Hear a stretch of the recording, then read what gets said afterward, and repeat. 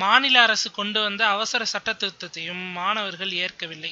6 மாதங்களுக்கு மட்டுமே இந்த சட்டம் செல்லும். அதுக்கப்புறம் மீண்டும் பழைய தண்ணி பார்த்து குடி கதையாகிவிட்டால் என்ன ஆகும் என்று நினைக்க ஆரம்பித்திருக்கிறார்கள் போராட்டக்காரர்கள். ஆகவே இன்னும் போராட்டம் பெரும் எழுச்சியாக தொடர்ந்து கொண்டிருக்கிறது. இன்று பல வியக்கத்தக்க சம்பவங்கள் அரங்கேறிவிட்டன. நடிகர் விஜய் தன் முகத்தில் கர்ச்சிப் கட்டிக்கொண்டு கூட்டத்தின் நடுவே அமர்ந்து விட்டார். சூர்யா, ராகவேந்திரா லாரன்ஸ், கார்த்தி போன்ற நடிகர்கள் வந்தபோதெல்லாம் முகத்தை மறைத்துக் கொள்ளவில்லை. ஆனால் இவர் மட்டும் ஏன் கர்ச்சிப் கட்டி கொண்டார்? அவர் மீது விழுந்து புரண்டு ஆட்டோகிராஃப் கேட்கிற மனநிலையில் ஒரு இளைஞரும் இல்லையே அந்த கூட்டத்துல என்றெல்லாம் கமெண்ட்டுகள் பறக்க சிறிது நேரத்தில் அங்கிருந்து கிளம்பினார் விஜய். இருந்தாலும் அவரது நேரடி விசிட்டுக்கு மனதார பாராட்டுகளை தெரிவித்தார்கள் இளைஞர்கள்.